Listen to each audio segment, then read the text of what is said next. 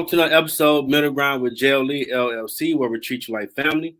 That is the theme song, Detroit Love, off my first album, The JLE Experience. Go check it out. Only music and copyright, so don't be on Facebook. Always got to say that. We got another great guest for you in the season 11. We have a fellow Wayne State Warrior strong up here, and North Carolina State University assistant professor. Make sure I say it right. Dr. Ariel E. Seay-Howard. Seay-Howard, yep. Welcome to the show. Thank you. I'm so happy to be here, and I appreciate you having me on. I appreciate you for willing to share your journey. Yeah, absolutely. First question, what led you to this path? Oh my goodness, it definitely wasn't what I had in mind. I did not think that I was going to be a professor when I was younger. Growing up, I actually wanted to be a chef. So I did that journey. I went to Mott Community College in Michigan, Flint, Michigan, and I received my culinary arts degree there and cooked in some restaurants, helped open two food establishments, and doing all of that, I was actually going to Oakland University in Rochester, Michigan, and that's where I received my bachelor's of arts. And I was taking communication classes because that's what I was going into. That was my major. I fell in love with the human side of communication, like understanding how humans communicated with each other, but through like the race component too. So how do we communicate with each other, like, and that don't look like each other, basically. And I was really interested and still very interested in just different cultural customs and values and traditions and learning all of that. And so after like a long journey, I would say I came to the realization that I actually wanted to teach this type of discipline and teach in this field and get paid more than I would just at a K through 12 educational system. So I'm like, okay, well, I'm going to have to go and actually get my doctorate probably to do that. And so I ended up going to Eastern Michigan with the encouragement of my husband, because he's an Eastern Michigan alumni. And I ended up going there for my master's and then going to Wayne State for my doctorate. And so it was just a weird journey. It wasn't, like I said, it wasn't something that I was planning to do, but I'm happy that I ended up where I'm at. And it's literally my purpose. It's where I need to be. I'm doing exactly what I love, and I'm so comfortable in it too. But, you know, you can be real. You can't even get the game from Wayne State. You know, we got right. I'm so happy I went to Wayne, though, for my doctorate. It was the best place. Wayne give it to you for real. For real. I mean, it was rigorous. It was rigorous, but it was definitely the best place for me to do my training. Seriously. It prepared me for where I'm at now. Now, they might give you some bull jive in the beginning. They fix a lot of that. What, Wayne Stated? You've been Wayne Stated? Is that what you mean I got a hold? Do you remember Helen Newberry Joy Building on Anthony Wayne? Yeah. You used to have to go there, get a ticket, and go see somebody on why you got a hold. Right. We don't know why. Lady, I'm a week out. What are you doing? What you mean you don't know? Somebody better tell me something why I got a hold of my. Right. I'm here for gosh. How many tickets we have? It's ridiculous. We have going there. I'm like, they're very good at their job. That's for sure. It's cool they changed that up, put everything at the Welcome Center. Yes, absolutely. Even though they moved out Z's place, that was a dope. That was like our Cheers on the corner. Yeah. But it's still open up to quick. Go check them out. See their good food. I was in Manoogian a lot, though. That was where my department was. So I was kind of over in that area more. Yeah, that building. I worked there for midnight shift, man. Okay. It got cold at night. I believe it. Being there working, listening to music. What's up? Hey, y'all came in here doing y'all cheers and y'all stepping. Get out of here. Nah, man. I just mopped this flow, and y'all go to General Rex. Get out of here. You make me mad. I just mopped this flow. I was in there from like at 6 to 8 at night teaching or being a student, because I'd have to teach all day because I was graduate teaching assistant, and then I would have to take classes. So I'd be in there until about 8 o'clock at night, and those were about 12-hour days. I would say they were so long, but it was cold at night in there though. So that's I know what you're saying. Finish my music management degree. Yeah, I would leave at 6 in the morning, go to Manoogian, when I'm in the old room. I Yeah. can get into the piano room, go take a nap, because I don't know why all the music stuff start like at 9:30. Like, you can't get none at 8 o'clock, man. Okay, whatever. And being there all day, by the time I got to choir around 1, I'm like, I'm with the bassist. Like, if enough people come today, hey, look, I'm dead tired. I need y'all to stand right here. Put my seat right here. I'm gonna take a nap. No. Being that boy now.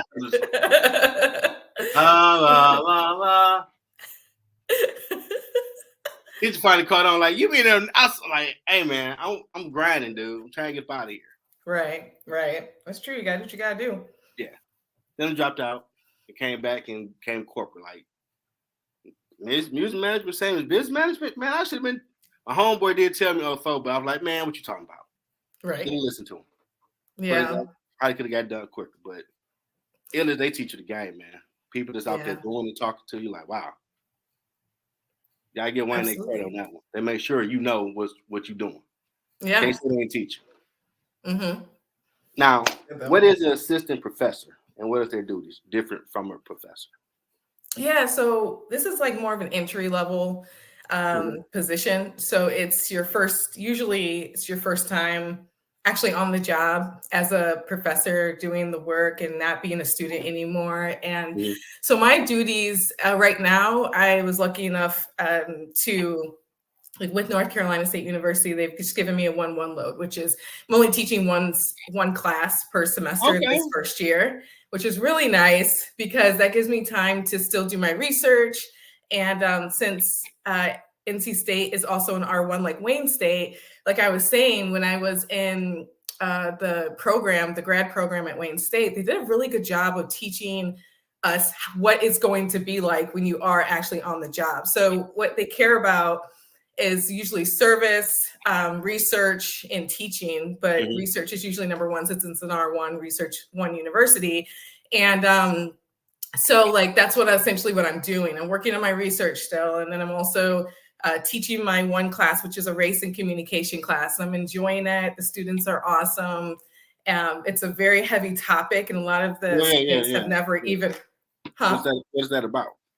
So race and communication is basically how I'm teaching it is we're looking at different ways that race has been communicated through society. So whether that be through the media, you know, like how images have been constructed of like the Black community or different other communities, and how that communication through that medium has created these actual belief systems for our society, and that essentially is one of the reasons why we treat people the way we treat people, is because we've seen it on TV, we've seen it in the media, and then we start to believe it, and then we interact in that way in real life too. And so that's one of the things I'm teaching them. I'm looking at different theories, so like double consciousness by W.E.B. Du Bois, and just other types of theories, because I think it's interesting to look at these different perspectives through those different perspectives. You can understand race in these different ways. And so each week it's different. Like one week I'll have hip hop. So how is race being communicated through hip hop music, you know, jazz, like in other forms of music, you know, like we're going to of course be listening to Marvin Gaye and other people though too that have brought their consciousness and their belief systems in music and have communicated that to our society, and that's sparked social movements and other kinds of resistance, ways to resist for the Black community and other communities. So that's like in a nutshell what we're going to be doing. That's dope. Taking them to, yeah, right. Like it's pretty cool, and you know, a lot of these students have never even heard of these different concepts, ideas, and it's really cool to be able to introduce those to these students because they're going out in the real world. This is seniors, so this is an upper level class. These are seniors, and so they're heading out, either going to grad school or they're going into their jobs. And for them to be taking, I call it this metaphorical toolbox with these metaphorical tools that I'm giving them into the real world, they can hopefully help solve some of these issues or help, you know, close the racial gap and all of that we've been dealing with. Now y'all gonna cover Pac as well in there? Because he definitely talks about it. Of course, absolutely. Yeah, absolutely. I can't wait. I'm excited for that week. Yeah, I remember a music class. We had to listen to all type of different music, and I had to listen to was it Me Against the World or Dear Mama? Yeah. Simon, I'm like, I'm Changes. just Changes is a good one too. yeah. Who Do You Believe In? That was a dope one from all Yeah. the Machiavelli mixtapes that came out. Yeah. Yeah. I can't say Wayne did a good job of when you had a group project, they made sure different coaches were in each group. That's good. That's really good. Yeah, that's important. And that's what I want these students to be taking away from this class as well. How can you communicate with people that don't look like you and be comfortable about it? But then also, how do you know when to leave an unproductive conversation as well? Because I feel like a lot of times we'll have these conversations about race, or people will be talking to other people, and this hot topics come up, politics come up, all these different things, and people want to get into a fight about it. They're not really listening to the other person. You don't have to be persuaded by what this person is saying. You can at least we can agree to disagree, or we can just listen to them and be like, okay, that's your perspective. That's where you're coming from. I get that. This is mine. Okay, cool. And just learning a different perspective, right? So that's what I want to teach them, and I want them to be able to walk away with those tools, basically. That sounds awesome. Now, my big bro Doug want to know, how do your students respond to folk and country messages? Oh, it's so interesting. I was just watching this. Have you seen Explained on Netflix? Have you ever heard of that show? It's like it's kind of like a series, and it's called Explained, and it just explains like different things, like explain time, explains ice cream. Okay, stuff like that. But today I just watched one that was explain country music. Okay. And it actually made me think about incorporating country music in that section that week that I talk about music, because obviously we know country music and even hip hop is very connected. And also it derives from so many different cultures as well. And I want to be able to talk about that and talk about the origins of it too. So I haven't talked to respond to the person that just asked. I haven't done that yet. I haven't talked to them about it yet, but I definitely am going to be interested to see how they respond to it when I do bring that into that week. Because I know that CD our teacher gave us in music class, World Appreciation, it was called. Yeah. It was an Asian folk and country singer. Interesting. And the music was dope. I'm like, I like I'm sure it was. I'm sure it was. You be making this. Okay. I rock with it. Right. That's why I love music too. And I teach with music. Actually, I always have like how I start my class is I'll have like an instrumental genre playing. So the other day I had instrumental reggae playing, and I'll do instrumental indie rock playing in the background. And it actually shifts the energy in the classroom, I believe. And it makes students feel more comfortable because it's kind of like this comfort that's there for the moments that could be silent. There's music playing in the background. And even when I have my discussion days, I have it very low and I play it while we're having our discussions. And then when my students break off into their own partners and groups to discuss my prompt for the day, I'll always be playing music. And I've always taught that way just because I love music so much and it's a comfort for me. But I've noticed the way that the students act and their behavior starts to get more comfortable. They feel like they're talkative more and they're just like enjoying the conversation more too, because it doesn't seem like it's this serious thing with this silence in the background, and awkward silence could be a thing. It's not like that. So I do that, and they seem to enjoy that. Okay. Now, have you heard of Damien Escobar? Last name sounds familiar. I don't. Oh my goodness! Shout out to that dude. I need to get him on the show. Okay. He's a violinist that plays to R&B and hip hop stuff. I love that. I love it. He always comes to the Aretha now when he's in town. Yeah. Oh my gosh, that's awesome. I was wondering, maybe I've seen him play because when me and my husband, we lived in Detroit, we would always be down in Detroit with we're just seeing different, the free events, Beacon Park and all of that, and all the different parks and everything. We'd just be down there all the time. So I'm wondering if we might have seen him. I'm terrible with names though. I'm so bad. I'm good with faces and I hear the song, I know it, but the names sometimes I'm so bad. You look up Damien Escobar. I know I first heard when he did Adorn. The song that was out, but he did the instrumental. I'm like, wow, Leon, like, what's that? That's awesome. Oh, this dude dope. I gotta check him out. Right. That's awesome. Yeah, I'll look them up. Okay. I'm always adding new Doug people has to. a controversial question, but I guess it's worthy. How does the alphabet movement affect the race conversation?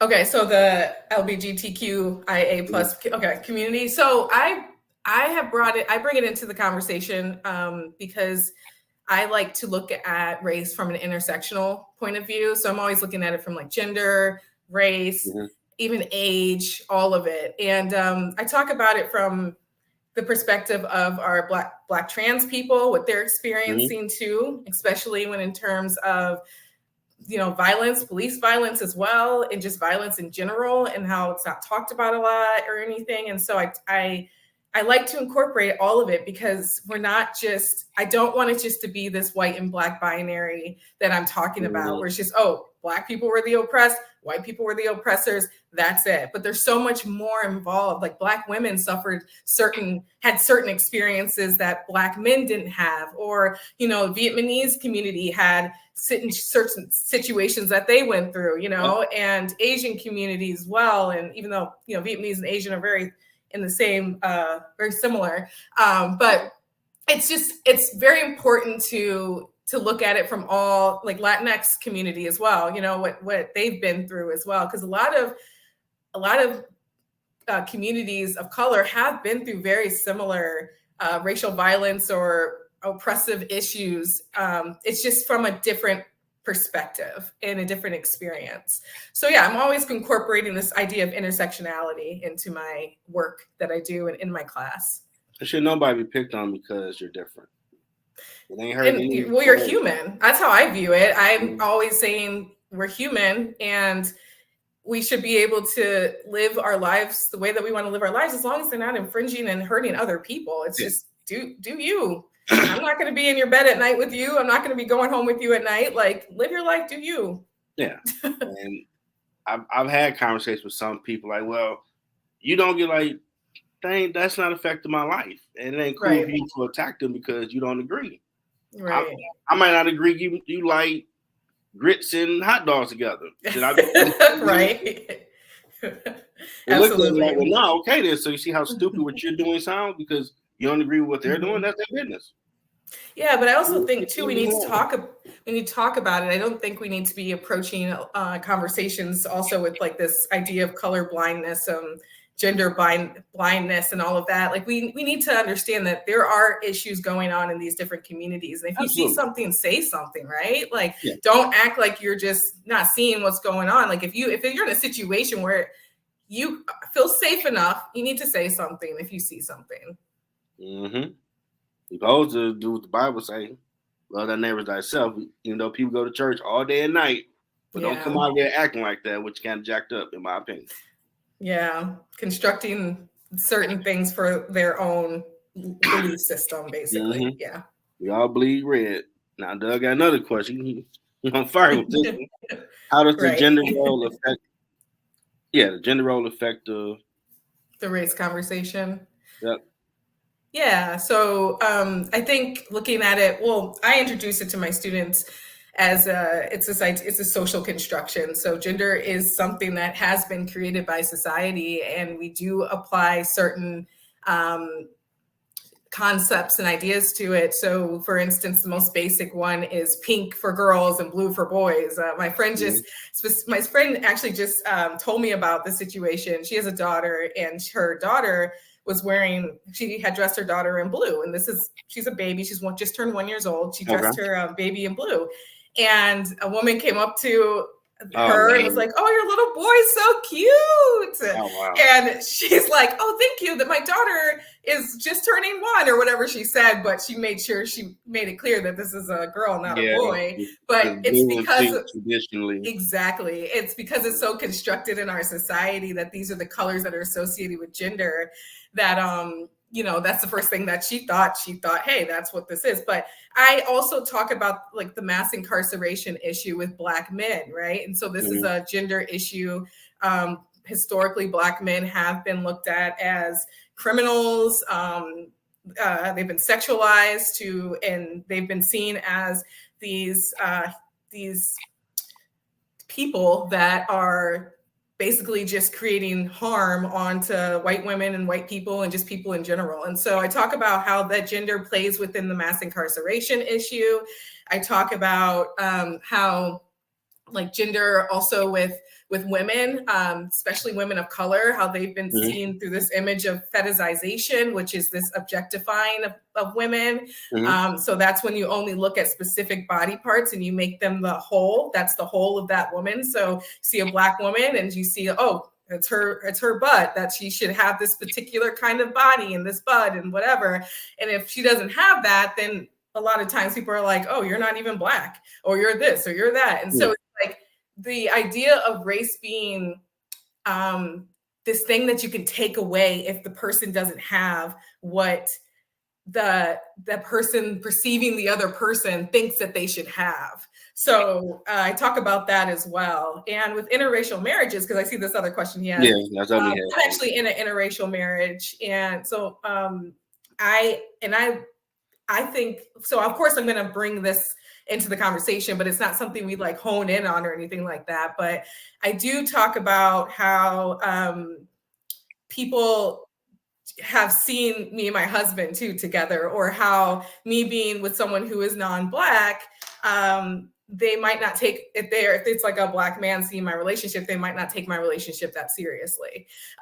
So stuff that I've experienced myself, but I haven't gone too deep into that with my class or anything, but that is my own personal experience.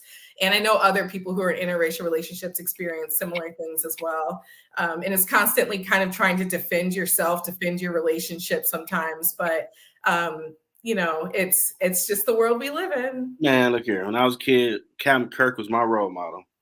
If she purple, green, and yellow, and ain't nothing wrong with her, what's happening? How you doing? Right. Right.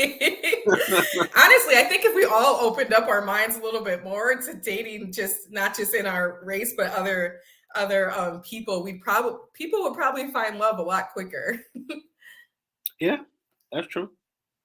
That's true. And definitely your class, that's very interesting. I know in that music appreciation class, he asked us a question about, was Africa a country or a continent? Oh, wow. Now, I think everybody said it was a country, like, no, it's a continent. Yeah, like, I'm no, sure. it ain't.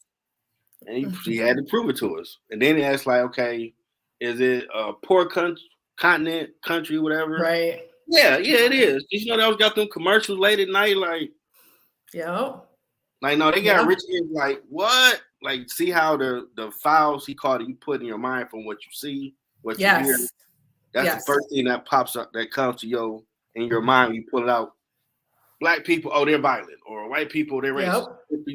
Because you just got them files just instantly gonna come out compared to the world should be like a circle. Right. Learn from each thing. Like, oh wow, this dude. Like I mean, I can tell, like, you smoke weed, that sounds like some dope stuff. Smoking weed to make you think about it. I like how you saying it though, but okay. Yeah, right. Yeah. Doug, okay. Doug, I got another for you. How does the passport bros conversation affect the race conversation?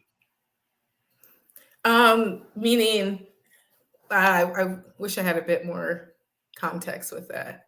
Well, with the manosphere out here, with Kevin Samuels, all the people talking on behalf of Black men, a lot of brothers have been getting the passport and finding more support and collaboration with other cultures in all the different Dominican republics and stuff. So they labeled them passport bros. Oh, okay. How do those people affect the race dynamic in conversation? I think that it's all a part of, it's all a part of the conversation. It depends on, I think, who you're even talking to about that specific situation. And, that even extends globally as well. That's not just looking at it from this United States perspective. That's just domestic, I guess, within the United States perspective as well. So I think that it kind of, you have to look at it too with like all the different experiences. So you have Dominican, you have African American, and you have African, right? And so it's very different, and the experiences are extremely different. And I think it's more of looking at it from a cultural perspective as well, instead of just like this is just like race. So it's ethnicity. You have the two differences. You have the ethnicity and then you have race, and ethnicity is more associated with the cultures, values, traditions, all of that kind of stuff. So I think it's interesting. I like to learn more about it because I don't know too much about it. Yeah, and Doug probably would love to be in your class. He got another question for you. How does religion affect the race conversation? Yeah, religion is definitely something we'll talk about. I think it is very interesting with religion, because with my research, I have learned a lot with how religion impacts and has impacted Black people, specifically like Christianity, and how that's impacted people and Black people. And,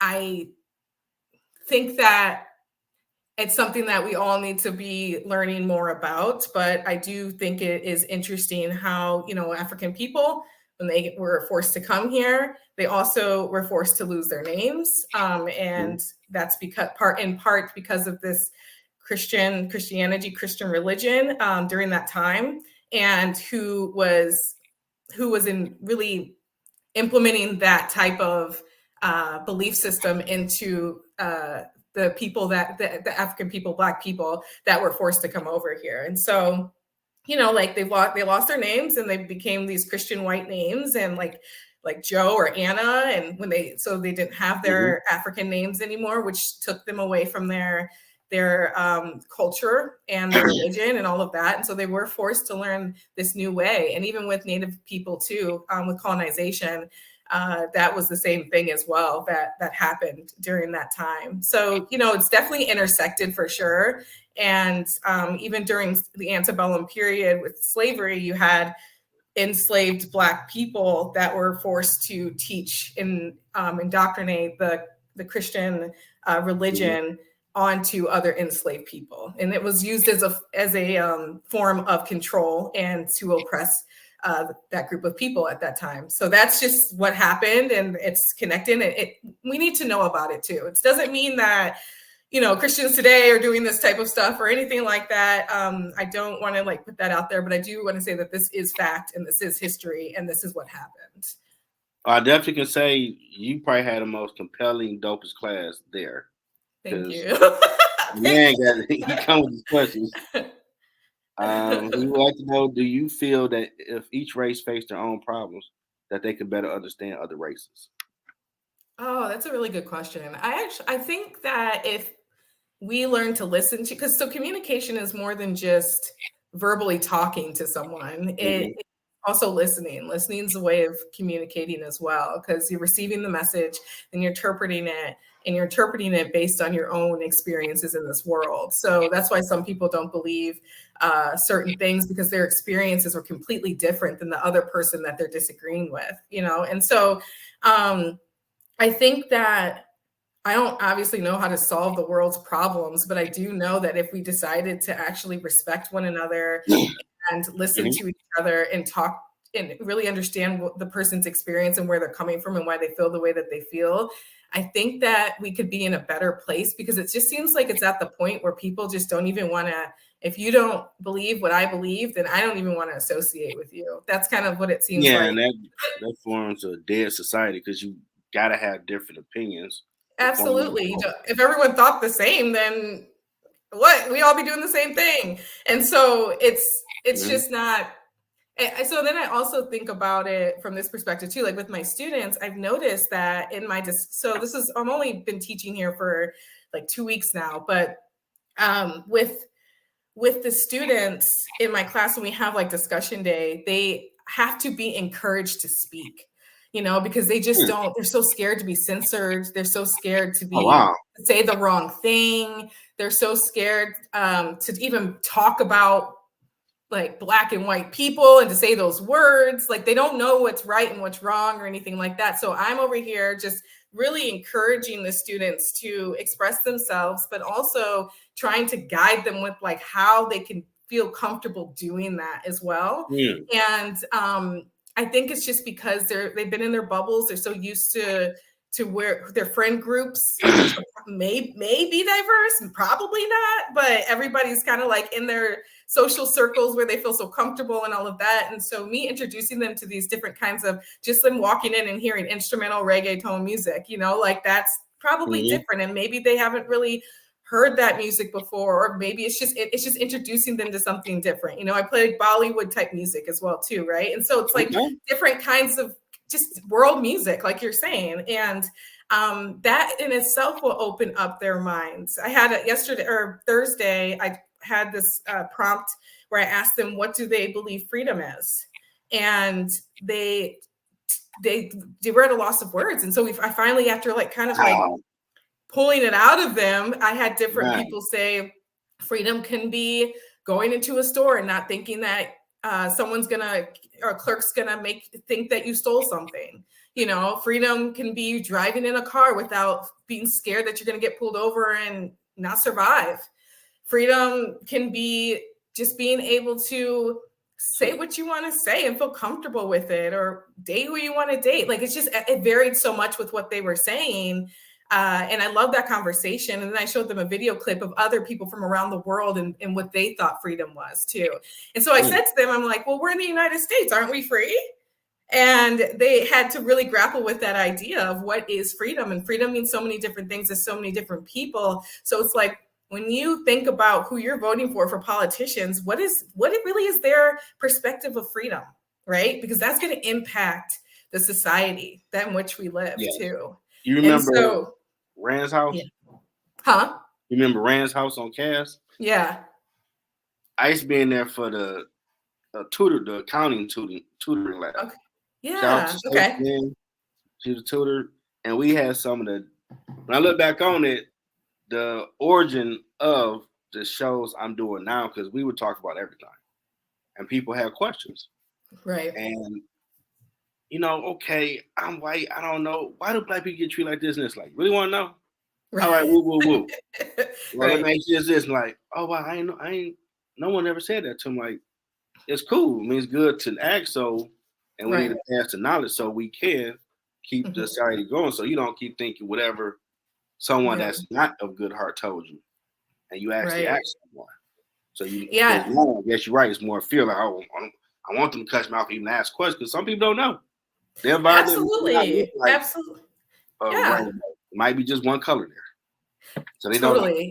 Yeah, and I was raised to ask questions. My dad's always like, ask questions. And so I've always been, I was probably asking too many questions. I feel bad for my mom and dad sometimes, because I was asking like, what is this? And what is that? And like all of that. But it really helped. It actually installed the, I think that investigative mindset that I have now, because that's what researchers are. We're investigators essentially. And so I'm always asking questions. You have to have your hypothesis for certain, for like the hard science and stuff too. But for me, it's like you're asking, well, what does this do? And so for my particular work, I look at how art, so specific material objects like museums and monuments and other types of objects and spaces are helping us to remember racial violence, but also showing like how is it connected from, how is the past connected to the present as well, and potentially could inform the future of what we could be looking at, what we could be dealing with.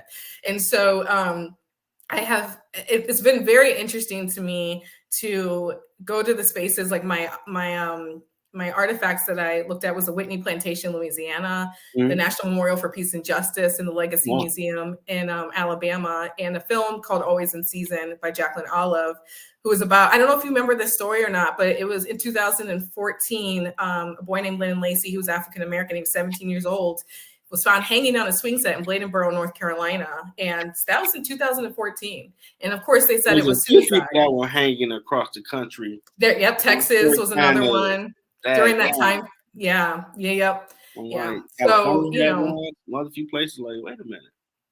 And this is we ain't going back. Right. Exactly. Yeah. Another question, because your class is very compelling. Do you feel that the respect of honor and integrity are the same in different races, or is it different? I think that it's performed differently. Okay. I do, because if you're thinking about like Asian cultures, they honor is everything to them and their their country. And like for here in the United States, it's honor to me. I don't feel that it's held to that same level. When it's No. like honor integrity of yourself, of your parents, of your aunts, sisters, all of that. Like I don't see that. So yeah, I think it is different for everyone and everywhere. And so, and I think that's also shows how specific societies are ran and why they are ran the way that they are ran, and why there's more issues maybe in certain ones than other ones too. So yeah, I think it's different. Now, did Wayne State, you feel, really prepare you with all the teaching you did there leading up to where you are now and learning? Absolutely. I think Eastern Michigan and Wayne State did that for me, because Eastern, Doris Fields, Dr. Doris Fields, I'm going to shout her out, but she was one of the reasons why I was actually she introduced the idea of graduate teaching assistantship to me. Okay. And I didn't even know about it. I was just going through the program and knowing that I was going to be getting my doctorate next. But she's like, "Have you ever heard of this?" And I'm like, "No." So she introduced it to me. And the following year, I applied for it. I got it. And then I was teaching my first public speaking class. And it was, once I was in the classroom, I'm like, this is it. This is what I need to be doing. This was home to me. And so then I just kept going. And Wayne State definitely was even a step higher for me, because I had more options to teach different classes and courses. And I even taught in the African American Studies department as well. So that opened my world, because I hadn't really learned my history. Like most Black people don't learn their history. You kind of have to do it yourself. So being there and being able to teach a class on Black political thought, and really being introduced to like all these different abolitionists and activists and their speeches, and like just all the different movements, really ignited a flame in me and my activism and what I do and what I wanted to do, and just got me so excited for teaching this type of work in the future. Now, there's some segments to promote, market, anything you got going on and coming up? Yeah, so I have a business. It's called Ariel Solutions, and it's actually a product line of me and my husband's business, which is called Seay-Howard Healers. And you actually, for Seay-Howard Healers, my husband is an exercise physiologist and Tai Chi. He's a certified Tai Chi instructor, I Chi, which is Tai Chi in the water. And he does a lot of holistic type of exercises and healing. And he also does personal training. And then I do consulting, whether it be like DE&I efforts and communication, all of that kind of stuff. So we're in the middle of getting our website together for that one, but you can reach out to us at Seay-Howard Healers, spelled S as in Sam, E as in Edward, AY, HOWARD, Healers, HEALERS @gmail.com. And we can send you over some package deals and things like that. But the product sign is Ariel Solutions, and Ariel Solutions came about because over COVID, it's when it really was birthed, like a lot of things that people were doing, because we just had so much time on our hands.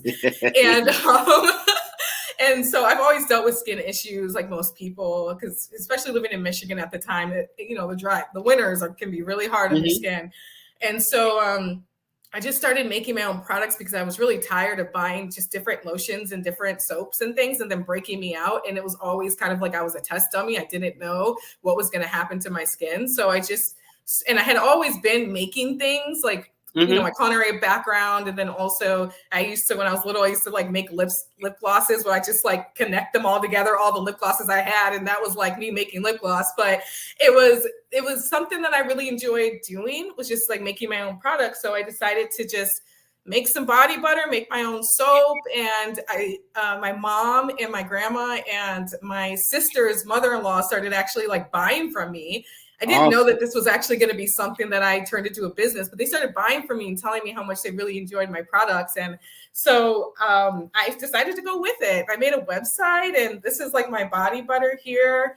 It's vanilla. It's all natural. It's made with, I know it's kind of light. It's kind of hard to see it, but it's made with mango butter, shea butter, fresh vanilla bean, aloe vera gels in there too. And I have all the ingredients on my website, which I'll tell you in a minute how you can get there. And then my soap, this is just an aloe shea butter soap, and it's a shea Wow. soap pour that I use. So there's no lye in it. I don't do any of that kind of stuff. It's just a shea butter soap pour, and then I actually take aloe vera leaves, open them up, and I drain them out, and then I blend it up, and I actually add the fresh aloe in the soap here, and just add jasmine essential oil, and it's the most natural soap. We love it in our household. That's all we use. My family loves it. My friends. This is probably one of my best sellers here, actually. And then I have a flaxseed gold, which is just flaxseed gel, literally made from flax seeds.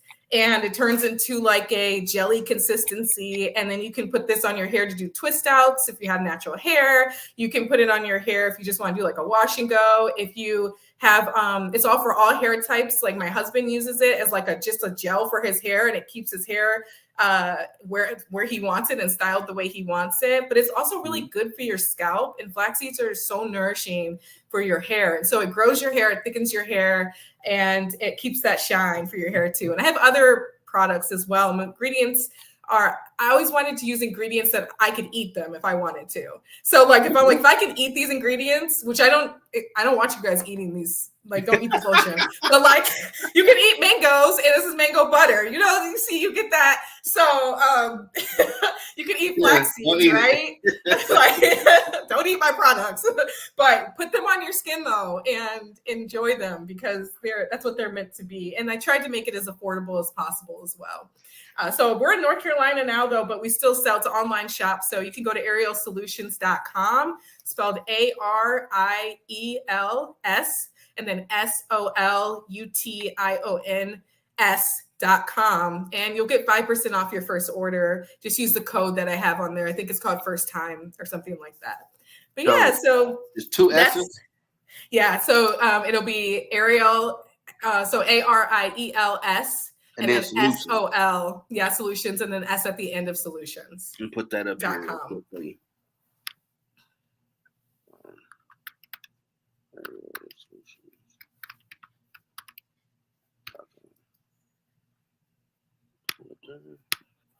It's crazy. My guest yesterday has a business with soap and other stuff. Really? That's great. I spelled everything right? Yep, that's right. All right. Yeah, that's amazing. You got anything else going on? Oh, what don't I have going on now? It's I mean, business-wise, that's about it. But other than that, you can find me on LinkedIn as well as Dr. Ariel Seay-Howard, and you can reach out to me there if you want to connect in any way. And then I can also send you my email address through that too, and we can connect. But other than that, I can't think of anything off the top of my head right now. Okay. And if you saw the post from yesterday episode, I'm going to put all that in the latest episode. I will screenshot from my Spotify episode, whatever, so they can get all that stuff to reach out to me. Wonderful. I told you. I need that Yoda game at the end, so mark it. They know you're nice out here. Now, we have, I guess before we go to that question, Doug wanted to know how much. Oh, you can go on. I try to be affordable. I mean, you can go online though, because I can't incorporate tax, but right now in my head, so I wouldn't want to. Price. Yeah. Okay. So the original price is usually like $2 a bar for soap, or I have like a 6 for $10 deal for my soaps, and then the body butter is $30. Then I also have you can consult with me too, and I can teach you how to I can create a hair regime for you as well, like a hair routine or like a face routine and stuff. Because sometimes we just don't know how to manage and take care of and have an actual routine that's going to help with our hair and all of that stuff. Family say love the products, and they got a question. Right? Yeah, my mom. Thanks, Mom. Okay. I think she keeps me in business. Honestly, I don't know, but shout out to Mom, because question she has for you: how does it feel to be walking with truth at this stage of your life? It feels so good. I was just saying that the other day to myself, that I just can't believe that I feel this fulfilled in my soul. I feel really good. Even though it started kind of different and weird, and I felt bad. I felt like I wasted my time with a culinary arts degree and stuff and money and all of that. But I still cook for my friends and family. And also it taught me it's interesting because following a recipe is very similar to following or creating a lesson plan. So it's very similar. So there's still like a lot of things that I learned, especially managing. I had to take management classes in culinary school and organizational classes and stuff. And all of that, you have to manage a classroom. You have to manage your time. You have to do all of that. So it's all transferable. So, being able to do what I believe I'm destined to do as my purpose is very fulfilling for me, and it keeps me going every day. It's like, yeah, it's a job. So at the same time, you're going to be a little stressed and you're going to be tired, but then you still have that to fall back on, that this is what I need to be doing for myself right now and for others too. Okay. Now, what has been your biggest challenge on your journey?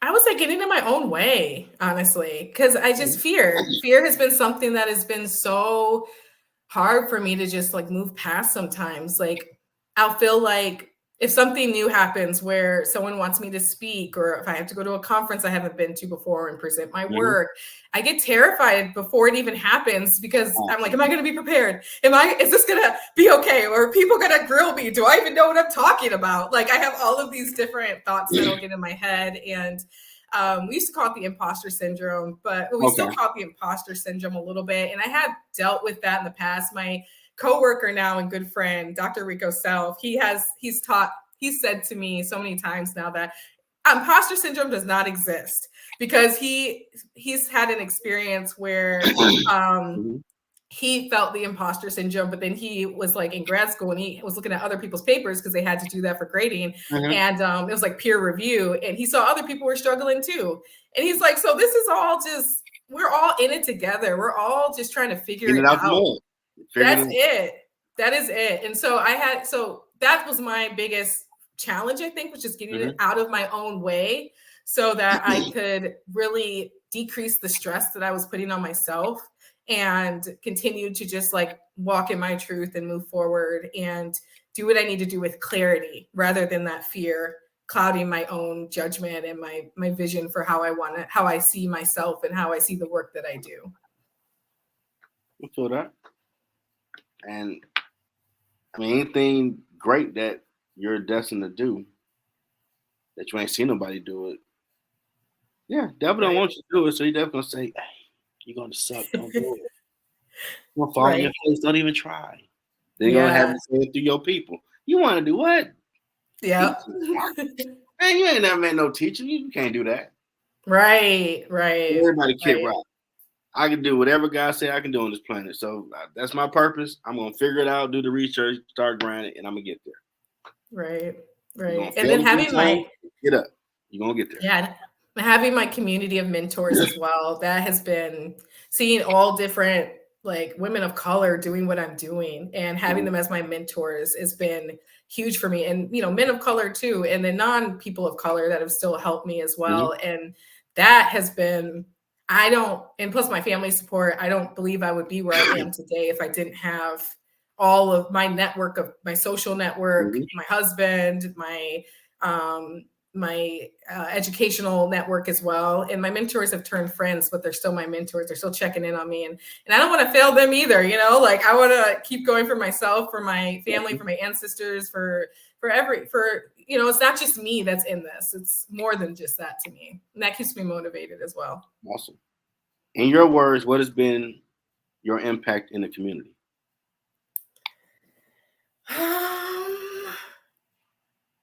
Oh, wow. No one's ever asked me that question before. Wow. I think just like shining light on the topics that I talk about and doing it in creative ways. And then also making it accessible for academics as well too, because that's my huge part, is like community building and connecting. I like to connect people. I like to network. I like to build communities, and I like to also help heal communities. And I think I can help heal communities through my communication, but also through my research as well. So I think my research has had a big impact. Is starting to have a big impact. But I think my students too. Like when I see my students leave the classroom versus when they came into the class, it's just so cool to see how much they've grown and to see how more confident they are in the topic. And that's all I really want for them, is to know that they can make a difference with their own voices as well, giving them the tools to do that. And then also now being a mentor to them too. Yeah, I definitely got to say Kim Morgan, who I call Yoda, and Stacey Lynn Crown. Kim helped me figure out math, how to study it, so I could go through the management, all the business classes. And Stacey helped me figure out all that accounting, because I was just dunking on me, pushed me to the ground. Like, get your weight up, punk. This ain't for you. Like, man, I'm gonna pass. I can count numbers. Right.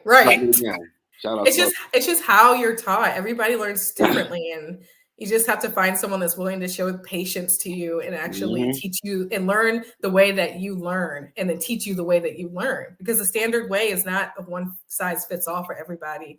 So I try to incorporate so many different ways of learning in my class. You know, we're going to have a field trip where we actually go to a museum and we actually like look at these different artifacts in the museum, and I'm teaching them how to analyze that specific thing that they're interested in, you know? So there's an actual interactive going into the field type of way of learning. Then there's the lecturing part, where what I do. And then I show videos to back up what I'm saying. And that's the visual part. So there's just so many different ways that people learn. And I think we have to start as professors, teachers, instructors, we have to start adapting to our students and to our audience, not so much them having to always adapt to us. Oh yeah, and I figured out. I dunked on and broke the bat, boy. Like, get off! Like I got this, right? It feels good though, doesn't it? Yep. Like I just like walk around hands up, like I did this. Actually, I just lay on the floor, honestly, and I'm just so happy. It was a magical breaking the backboard, dunking on all. Right. Like, get out my way. Right. I know it now. Flipping tables. Right.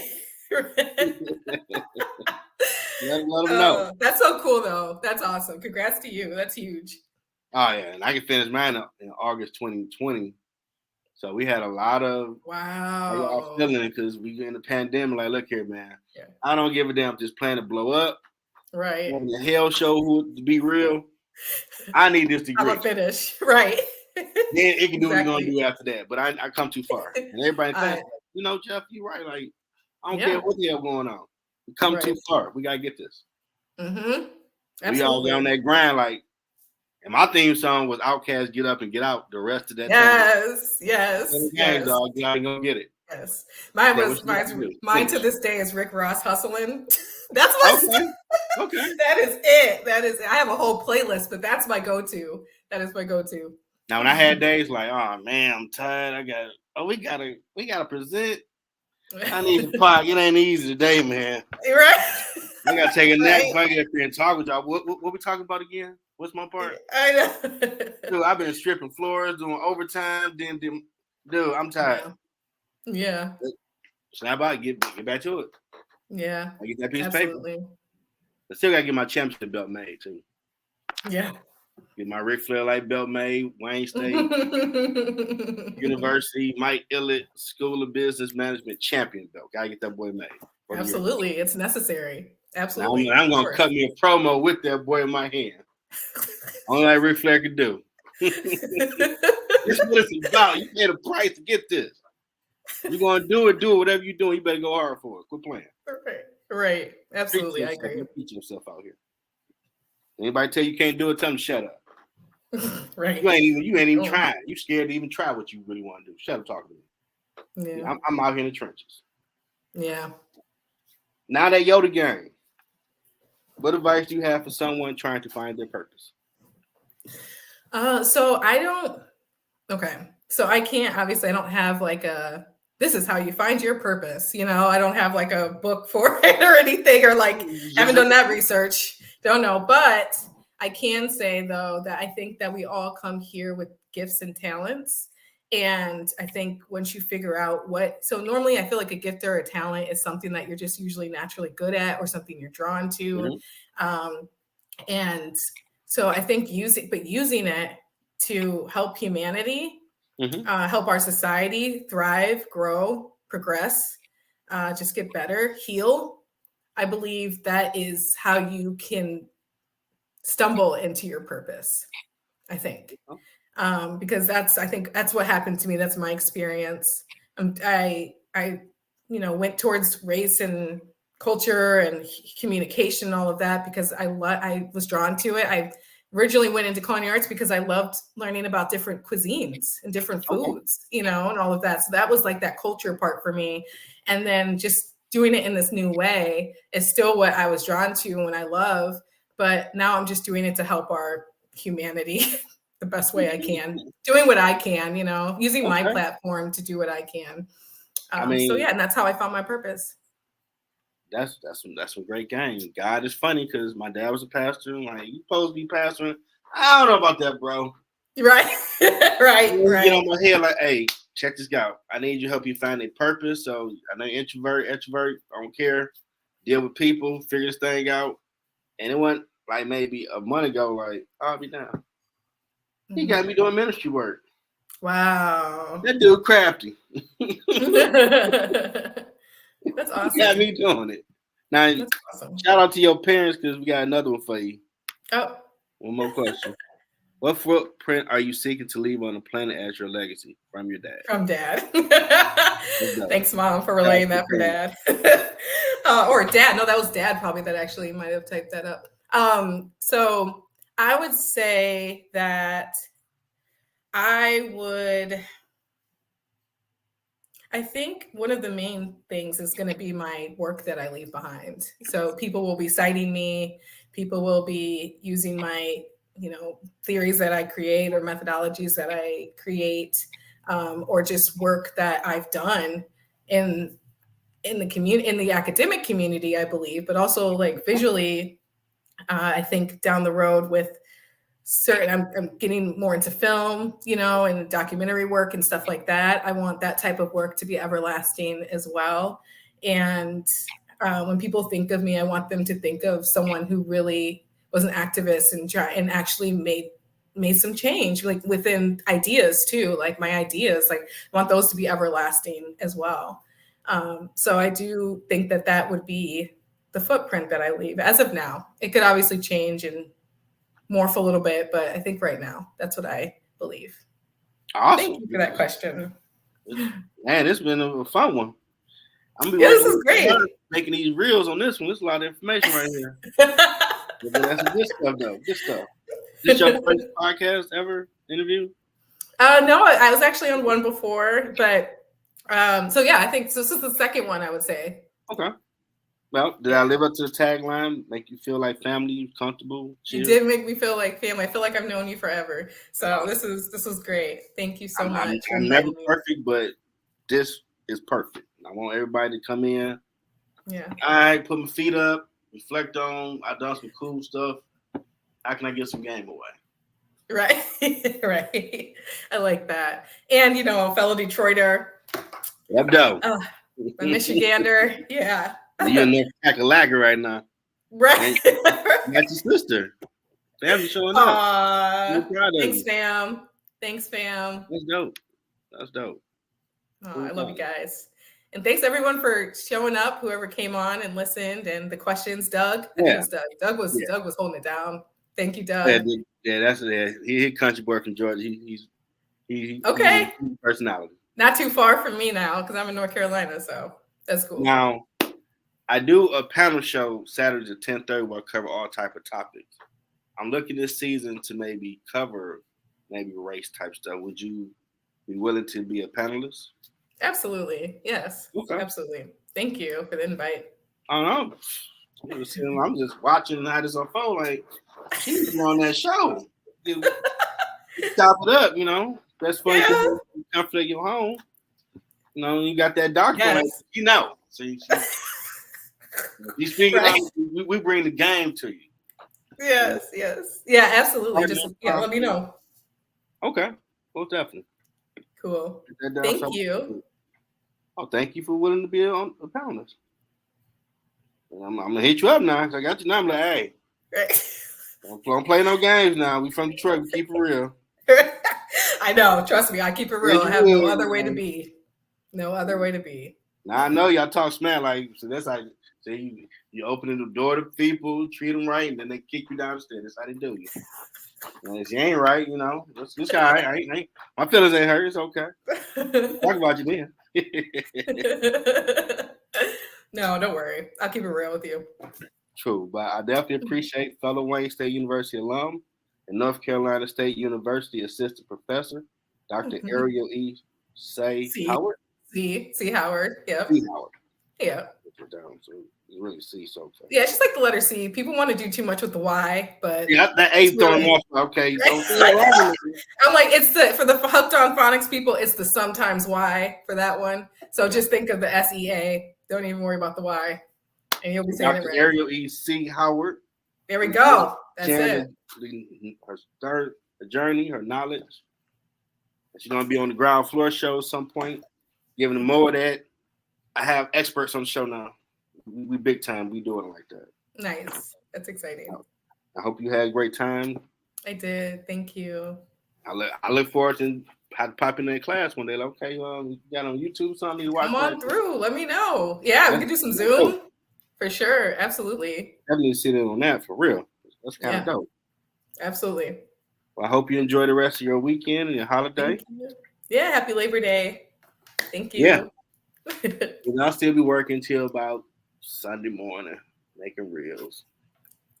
But that's the grind. I'm not doing anything. There you go. I'm finding some me time in there. I'm finding some. You gotta find balance. You should. You definitely should for sure. Balance. You know, watch some cartoons or something, listen to music, write a song. Hey, you gotta do what you gotta do. You know. But definitely enjoy yourself. Appreciate you. And I'll put all this up and I'll tag you in it on LinkedIn and all this stuff. Okay. Thank you so much. You have a good night. Bye, everyone. And you're always welcome back. Thank you. Okay. Bye.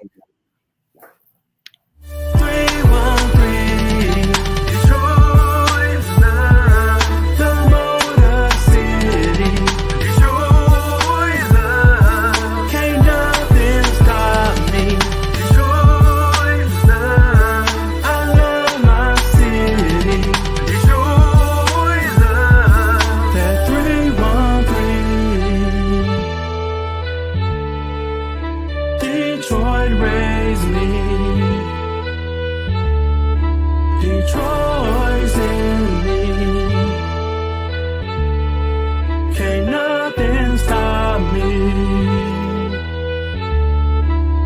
313. Detroit's love. The Motor City. Detroit's love. Can't nothing stop me.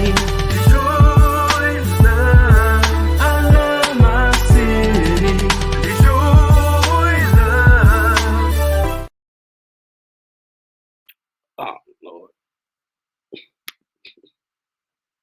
Never mind me.